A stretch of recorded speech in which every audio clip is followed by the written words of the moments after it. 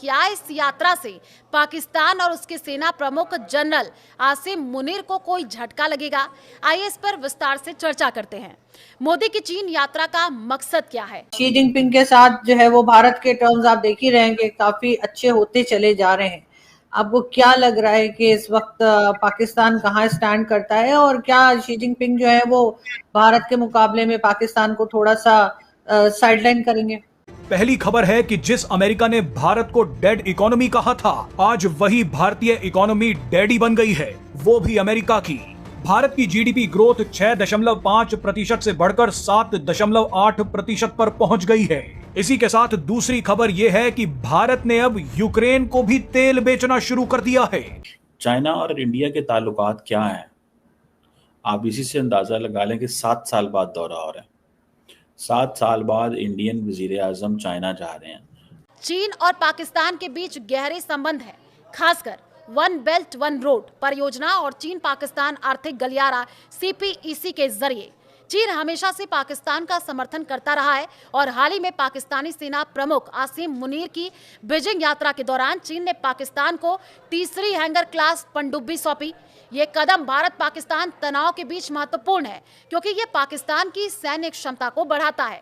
हालांकि मोदी की चीन यात्रा से भारत और चीन के बीच बेहतर संबंधों की संभावना बढ़ सकती है, जो पाकिस्तान के लिए चिंता का विषय हो सकता है।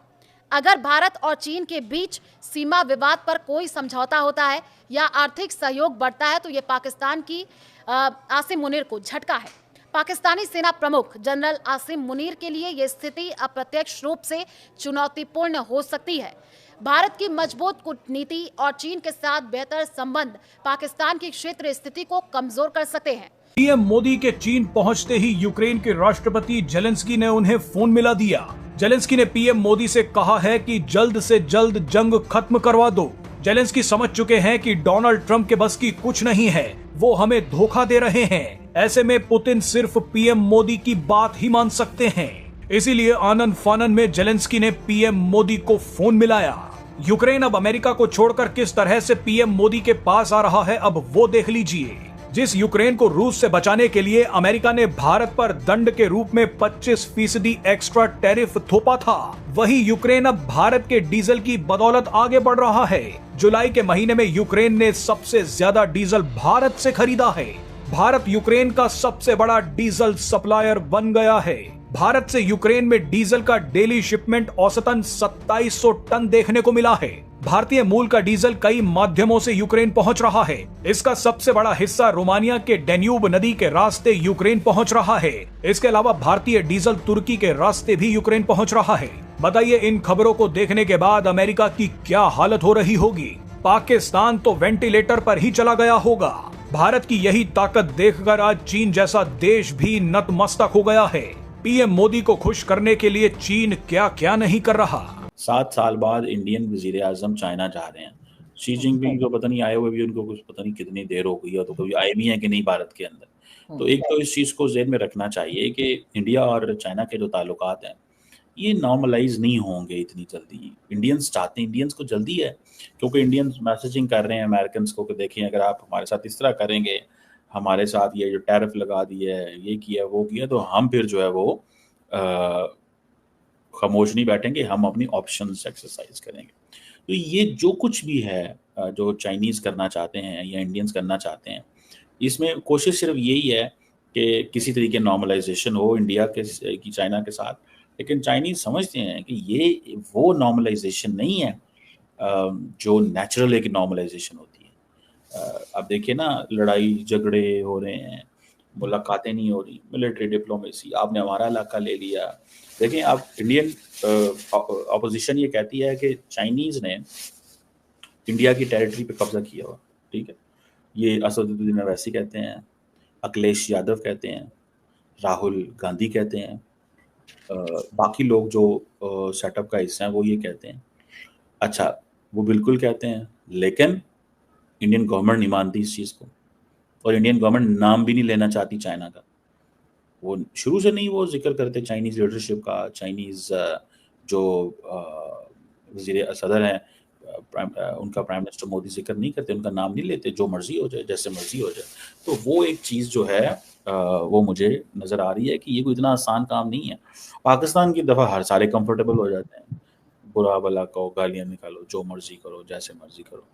सो ये इतना आसान ताल्लुक नहीं है मैडम, ये जितना नज़र आ रहा है। इंडिया को बड़ी जल्दी है, और इंडिया को भी इसलिए जल्दी है क्योंकि इंडियंस को इस चीज़ का पता है कि हम अमेरिका को कह सकेंगे कि देखो जी, हमने तो इकोनॉमिक, तुमने हमारे साथ टैरिफ लगा दिए, हमने नई इकोनॉमिक ऑप्शंस एक्सरसाइज कर ली। लेकिन सवाल ये नहीं है, सवाल ये है कि इंडिया 45 बिलियन डॉलर्स के करीब सेव करता है अमेरिका से एक्सपोर्ट करके, ट्रेड सरप्लस है। वो उनका ट्रेड सरप्लस इनके साथ, चाइना के साथ तो नहीं हो सकता। चाइना के साथ तो 100 बिलियन डॉलर का डेफिसिट है, यानी कि $125 अरब की ट्रेड में 100 billion dollar is a deficit. America के साथ 45 बिलियन डॉलर सरप्लस है। तो फर्क है बहुत बड़ा। तो वो, और फिर देन अमेरिका के साथ जब आप करीब होते हैं तो इतनी ऑप्शंस, अब इंडियंस जाके चाइना तो नहीं रहना चाहते ना, या चाइनीज तो नहीं, वो कारोबार करना चाहते हैं, लेकिन रहना तो नहीं चाहते वहाँ पे। रहना तो वो अमेरिका ही चाहते हैं जाके। तो ये बहुत वो जो जिसको कहते हैं ना, इंडिया चाइना जो ताल्लुकात हैं, इसमें अच्छी बात है, हमें तो इसमें कोई इशू नहीं होना चाहिए। एक इंडिपेंडेंट रिलेशन है, बढ़ना चाहिए।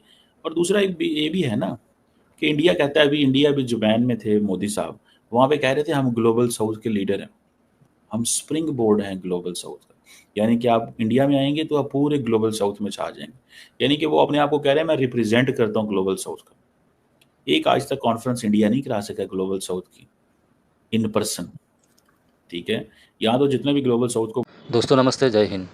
दोस्तों, जैसा कि आपको पता है 7 साल बाद पीएम मोदी चाइना की विजिट पर है। दरअसल ये यात्रा एससीओ समिट के लिए है। भारत और चाइना के बीच व्यापारिक संबंध तो है ही, साथ ही बॉर्डर की तनाव भी है। इसी बात को लेकर विपक्ष सरकार को घेरे रहती है। दोस्तों, पहले से ही चाइना और पाकिस्तान के बीच आयरन ब्रदर जैसे रिश्ते भी हैं, लेकिन अब पाकिस्तान के प्रति चाइना की नीति कुछ बदलती दिख रही है। और उधर अमेरिका के टैरिफ के चक्कर में भारत को परेशानियां उठाना पड़ रहा है, और इसीलिए भारत अमेरिका को ये दिखाना चाहता है कि भारत के पास अमेरिका के अलावा और भी बहुत सारे विकल्प हैं, जिसमें चाइना एक है, और चाइना के साथ अपना संबंध साध कर अपना स्थिति मजबूत कर सकता है। तो दोस्तों, भारत और चाइना के रिश्ते अब धीरे धीरे आगे बढ़ रहे हैं। इन दोनों देशों के बीच के रिश्तों में गर्मजोशी की कोशिश हो रही है।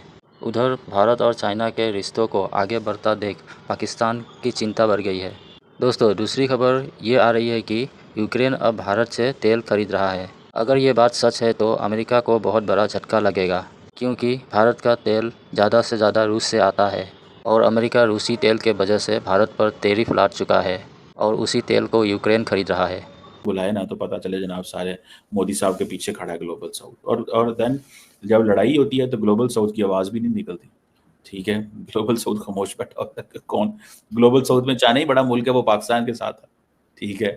तो मतलब सवाल ये है कि ये इंडिया अपने आप को एडवोकेसी कर रहा है, विच इज़ गुड, करना चाहिए, मार्केटिंग करनी चाहिए अपनी। हर मुल्क, हर वज़ीर आज़म, हर सदर, हर लीडर जाता है दुनिया में, अपनी मार्केटिंग करता है, अच्छी बात है। लेकिन ताल्लुकात नॉर्मलाइज को इतने होते हुए मुझे नहीं आ रहा है, क्योंकि एक इनहेरेंट मिसट्रस्ट है दोनों मुल्कों के दरमियान, और वो मिसट्रस्ट नहीं खत्म होने वाला। ट्रस्ट तो ऑफ कोर्स नहीं होगा दोनों का एक दूसरे के ऊपर, लेकिन फिर भी दोनों साथ मिलकर काम कर रहे हैं और आगे की तरफ जाते हुए दिखाई भी दे रहे हैं। लेकिन जहां तक आपने बात की कि इंडियंस जो है वो चाइना में रहना नहीं चाहते, बिजनेस करना चाहते हैं, तो वो तो पाकिस्तानी भी चाइना में रहना नहीं चाहते, सिर्फ बिजनेस करना चाहते हैं, और सभी अमेरिका जाना चाहते हैं या यूरोपियन कंट्रीज में जाना चाहते हैं। जाहिर है चाइना जहाँ पे हर जगह जगह पे पाबंदी है, कभी सोशल मीडिया पे कभी क्या, तो वहां पर तो कोई रहना नहीं चाहेगा। लेकिन अभी भी बहुत इंडियंस हैं जो वहां पर रह रहे हैं।